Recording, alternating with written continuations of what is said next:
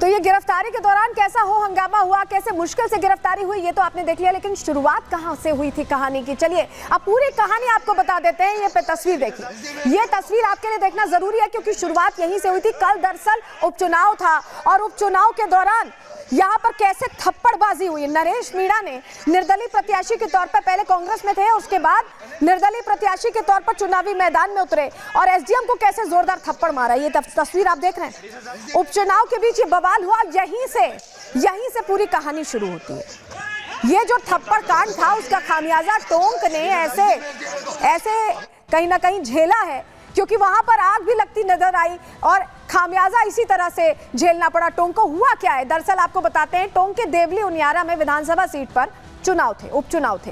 इस सीट से निर्दलीय प्रत्याशी थे नरेश मीणा, जिनकी तस्वीर भी हमने आपको दिखाई। मीणा की चुनावी ड्यूटी में लगे एसडीएम से पहले बहस होती है और बहस तक रहता तो भी बात ठीक थी, लेकिन नरेश मीणा ने एसडीएम को थप्पड़ जड़ दिया। तस्वीर हमने आपको दिखाई, कैसे थप्पड़ रसीदते दिखाई दे रहे थे। थप्पड़ कांड के बाद टोंक में बवाल बढ़ गया, तनाव की स्थिति खड़ी हो गई। थप्पड़ के बाद नरेश मीणा पर प्रशासन ने शिकंजा कसने की कोशिश की, उन्हें पकड़ने की कोशिश की और ऐसे में गिरफ्तारी से बचने के लिए मीणा ने जमकर माहौल बनाया। क्या किया मीणा ने? उन्होंने बाकायदा वीडियो जारी किया। अपना वीडियो जारी करके समर्थकों को इकट्ठा करना शुरू कर दिया। उनको ये निर्देश दिया कि आप इकट्ठा हुई, भीड़ को इकट्ठा करना उनकी तरफ से शुरू किया गया और वीडियो जारी करके जब उन्होंने समर्थकों को बुलाया तो समर्थक पहुंचने लगे। तो किस तरह से यहाँ पर पूरी भीड़ इकट्ठा होती है, टोंक बिल्कुल आग के हवाले हो जाता है। सब कुछ आपको सुनवाएंगे, लेकिन पहले एक बार सुनवाते हैं कि किस तरह के रिएक्शन उस वक्त आ रहे थे, कैसे लोगों को भड़काया जा रहा था।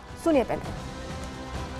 राजकारी का बहिष्कार किया है, न केवल हमने बल्कि तहसीलदार ने, हमारे पटवारियों ने, कानूनगो ने, मतलब जितना भी रेवेन्यू एडमिनिस्ट्रेशन है उस राजकारी का बहिष्कार कर दिया, पेन डाउन किया है। हम चाहते हैं कि फील्ड में कार्यरत अधिकारियों की सुरक्षा हो। सुरक्षा सबसे महत्वपूर्ण है। इसके लिए सारे कर्मचारी अधिकारी, न केवल राजस्थान प्रशासनिक सेवा अपितु राजस्थान के दूसरी सेवाओं के भी सारे अधिकारी कर्मचारी आक्रोशित है, क्रोधित है। हमने कल कहा था कि अभियुक्त की गिरफ्तारी हो जाए। तो आरएस एसोसिएशन के अध्यक्ष को आप सुन रहे थे, क्योंकि जो अधिकारी थे, प्रशासनिक अधिकारी थे और उन पर इस तरह से थप्पड़ बरसाया गया था, तो आरएस एसोसिएशन की भी ईमान थी कि गिरफ्तारी हो। लेकिन गिरफ्तारी इतनी आसान नहीं थी नरेश मीणा की। क्यों हम ऐसा कह रहे हैं, पहले जरा तस्वीर आपको दिखा देते हैं, आपको जानकारी आपके सामने रख देते हैं। देखिए समर्थकों को कैसे उन्होंने पूरी प्लानिंग के तहत हो हल्ला क्रिएट किया, एक रकस क्रिएट किया जिससे कि गिरफ्तारी ना हो पाए। थप्पड़ कांड के बाद नरेश ने बाकायदा साजिश रची। कैसे रची? टोंक को जलाने की बाकायदा प्लानिंग थी। क्यों? काफी हद तक वो कामयाब होते भी नरेश मीणा दिखाई दिए, क्योंकि आपने देखा कैसे आगजनी की तस्वीरें सामने आई हैं टोंक से। सोशल मीडिया के जरिए उनकी तरफ से लोगों से अपील की गई, लोगों को भड़काया गया, बरगलाया गया, भीड़ में इकट्ठा होने के लिए कहा गया और अपील करके समर्थकों को समरावता बुला लिया गया। समर्थक पहुंच भी गए बड़ी संख्या में। नरेश ने लोगों को जो वीडियो बनाया था उसमें हथियारों के साथ आने के लिए कहा था। आप समझ रहे हैं कि क्या प्लानिंग थी नरेश की। मीणा समर्थकों ने रात भर ऐसे में तांडव मचाया, आगजनी की।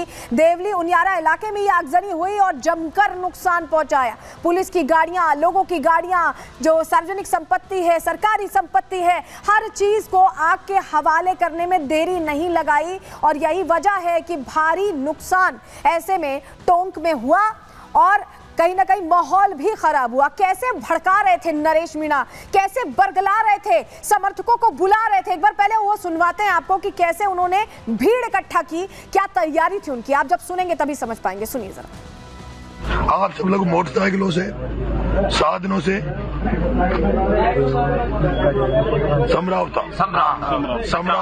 समरावता कचरावता पंचायत में है। आप सब लोग लट्टों के साथ, लटपटंगों के साथ, गेंती फावड़ों के साथ और जो हमारी होती है ना तीन वो क्या बोलते हैं, तीन उसकी आगड़ी और जेड़ा, उनको लेकर समरावता पहुंचो। तो सुना आपने कैसे कह रहे थे, लाठी डंडों के साथ, हथियारों के साथ पहुंचे। हमारे सहयोगी जुड़ रहे हैं टोंक से सीधे, जतिन, जिनकी रिपोर्ट भी हम आपको दिखा रहे थे। जतिन, कल से लेकर आज तक आपने जो देखा, जरा बताइए दर्शकों को। एक निर्दलीय प्रत्याशी इतना हो हंगामा करता है कि फोर्सेस उतार के गिरफ्तार करना पड़ता है, इस तरह कानून हाथ में लेता है। आज बिल्कुल कानून हाथ में तो लिया ही, लेकिन 2 घंटे पुलिस को हाईवे पर इंतजार करना पड़ा ताकि वो पूरी रणनीति बना सके, और जिसके बाद वो गांव के अंदर दाखिल होते हैं। 2 घंटे का समय लगा। आप इसी से अंदाजा लगाइए कि उनकी गिरफ्तारी के बाद जब हाईवे को ब्लॉक किया गया, हाईवे पर आगजनी की गई, तो उस समय क्या मंजर रहा होगा। एक तस्वीर हमने आपको दिखाई थी कि किस तरीके से टायरों में आग लगा दी गई। पहले से प्लानिंग साजिश रची गई थी कि कैसे लकड़ियों का इस्तेमाल करना है हाईवे को ब्लॉक करने के लिए। तस्वीरें आप अभी भी देखेंगे, पेट्रोलिंग लगातार जारी है। यूसी हाईवे के बाहर इस वक्त हम मौजूद है। बड़ी बड़ी बसेस आपको राजस्थान पुलिस की यहां पे खड़ी नजर आ जाएगी। खास बात यह कि एक ऐसे शख्स की गिरफ्तारी करने के लिए एसटीएफ को यहां पर लगाना पड़ा। उसमें महिला विंग भी और पुरुष विंग भी, दोनों विंग को शामिल करना पड़ा, और 2 घंटे तक रणनीति जो है वो बनाई गई। आपको बता दें कि अभी पूछताछ का दौर जो है वो नरेश से चल रहा है। संभवतः मेडिकल थोड़ी देर बाद कराया जाएगा, और इसके बाद कल सुबह कोर्ट पे पेश करने की कवायद जो है वो भी बहुत तेजी से शुरू कर दी जाएगी। जो आप बता रहे हैं पूछताछ चल रही है, लेकिन जतिन जरा ये भी समझना चाहेंगे, नरेश मीणा की जो प्रवृत्ति रही है, कहा जा रहा है कि उनका बैकग्राउंड भी है इसी तरह का, इसी तरह कानून हाथ में लेने का बैकग्राउंड भी है, कई मामले दर्ज हैं, जरा उस पर भी अपडेट दें दर्शकों को।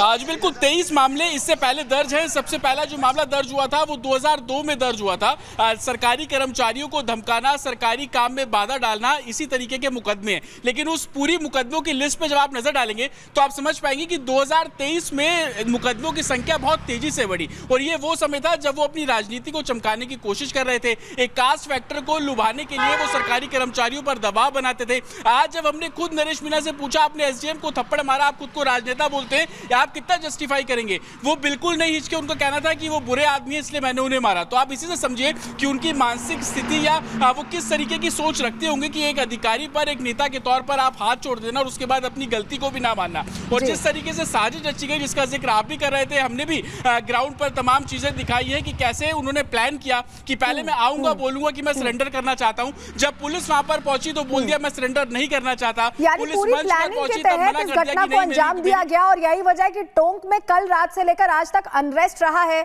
जतिन, आपका बहुत शुक्रिया जुड़ने के लिए और तमाम जानकारियां देने के लिए। और जतिन, जो जिक्र भी कर रहे थे वो बातचीत भी हम सुनवाएंगे कि कैसे एक तो चोरी ऊपर से सीना जोरी वाला सिनेरियो था।